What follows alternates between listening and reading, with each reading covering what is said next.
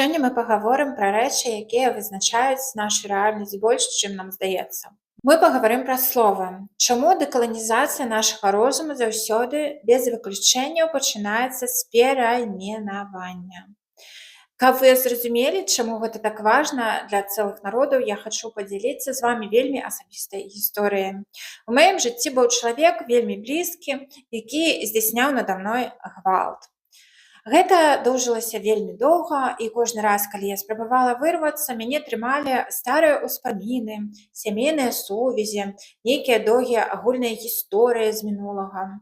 Мой розум увесь час шукаў апраўданні, каб не разрываць гэтую сувязь. Але ў нейкі момант я зразумела, трэба дзейнічаць радыкальна. Я цалкам спыніла усялякія кантакты, і каб дапамагчы свайму мозгу не сарвацца, я зрабіла адну рэч. Я перайменавала гэта чалавека ў сваім тэлефоне, проста назвала яго Гадзіла і паставіла на экран карцінку з гэтай пачварай. Чаму менавіта так? Бо кожны раз, калі ў мяне з'яўлялася спакуса падняць трубку альбо патэлефанаваць, кожны раз, калі экран згараўся і гэты чалавек званіў, я бачыла не імя роднага чалавека, не любімы твар, а я бачыла пачвару Гадзілу. Гэта імгненна нагадвала мне пра сапраўдную сутнасць гэтага чалавека, а не пра прыдуманую маім мозгам прыгожую гісторыю.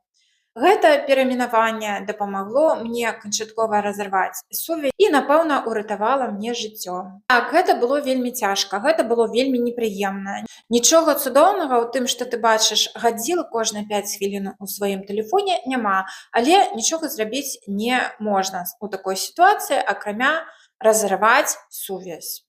Я лічу, што гэты прынцып можна таксама прымяніць на ўзроўні нацыі, на ўзроўні дэкаланізацыі.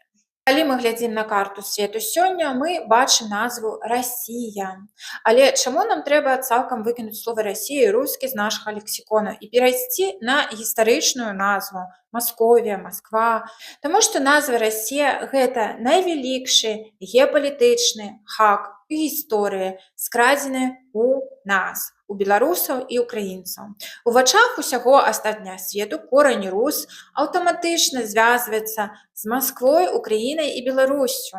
Праз гэты корань іншаземцы часта лічаць Украіну і Беларусь нейкай часткай або адгалінаваннем адной вялікай расійскай прасторы.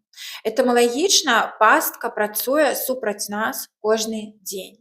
Калі Пётр I перайменаваў Маскоўскае царства ў расійскую імперію, ён зрабіў менавіта тое, што робяць усе каланізатары. Ён скраў чужую спадчыну Кіеўскай Русі і Вялікага княства літоўскага, рускага і жамойцкага і прысвоіў яе сабе, каб легітымізаваць свае прэтэнзіі на нашай земле.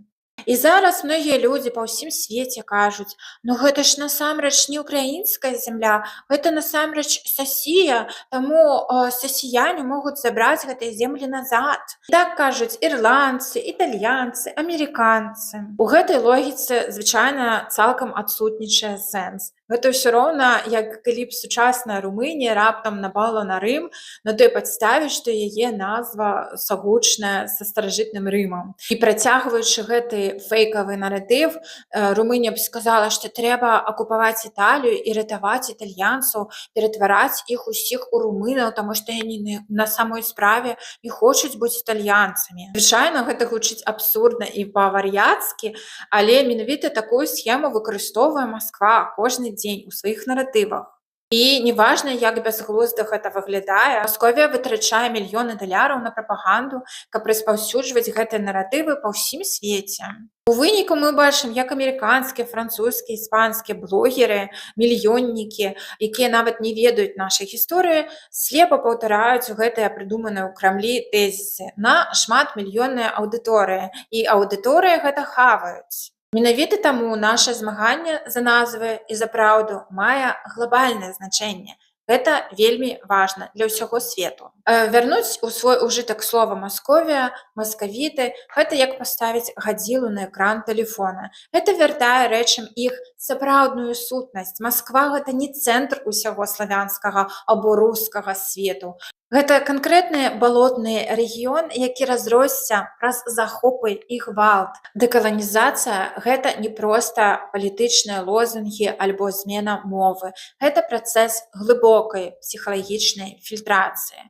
Пакуль мы працягваем выкарыстоўваць тэрміналогію ворага, а слова Расія гэта якраз тэрмін ворага, пакуль мы называем іх рускімі, мы падсвядома пагаджаемся на іх наратыў. Мы застаёмся ў той самай пастцы, у якой знаходзілася я, калі я ўспамінала вясёлыя прыгоды з маім аб'юзерам, альбо доўгія сямейныя сувязі з гэтым чалавекам, альбо хто што падумае, калі я не буду з ім размаўляць і так далее. Таму мы павінны перайменаваць ворага ў сваёй галаве і ў сваіх размовах. Спачатку гэта будзе гучаць нязвыкла, і сябры могуць пытацца, чаму ты кажаш Масковія і маскавіты. Расказвайце, тлумачце, скажыце, што вы намагаецеся ачысціць сваю мову ад імперскіх канструктаў. Таксама паважайце і стварайце сваё, намагайцеся выцесніць маскоўскі кантэнт, слухайце беларускія, украінскія падкасты, чытайце беларускую, украінскую літаратуру, слухайце сучасную музыку, якую робяць беларускія музыкі, украінскія гурты. Дадавайце яе ў свае плейлісты. Гэта ёсць тое самае пагружэнне, якое перакрывае доступ імперскаму аб'юзеру да вашай свядомасці, да вашай душы. Гэта цяжкі шлях. Разрываць таксічныя сувязі заўсёды балюча, незалежна ад таго, выкрэсліваеце вы канкрэтнага чалавека-аб'юзера са свайго жыцця або цэлую імперыю са свайго лексікона і са сваёй свядомасці. Калі мы хочам, каб нашы дзеці жылі ў бяспечным еўрапейскім свеце, дзе паважаюць чалавечую годнасць, дзе жыццё гэта найвышэйшая каштоўнасць, мы абавязаны сёння зрабіць гэта. Гэта непроста. Мы павінны спыніць гістарычны абсурд, гістарычную блытаніну. Корань рус больш не павінен асацыявацца з тымі, хто прыносіць гэтай сапраўднай Русі, Украіне і Беларусі разбурэнне, гвалт і ліквідацыю нашай ідэнтычнасці. Менавіта таму мы вяртаем назву Масковія. Паставьте падабайку відэа, падпішыцеся на канал, хай жыве беларускамоўны YouTube і напішыце ў каментарыях, ці спрабавалі вы гаварыць Масковія ў сваім штодзённым жыцці і як на гэта рэагуюць людзі. Кожны ваш каментар дапамагае прасоўваць беларускі YouTube і набліжае наша агульнае вызваленне. Жыве Беларусь, слава Украіне!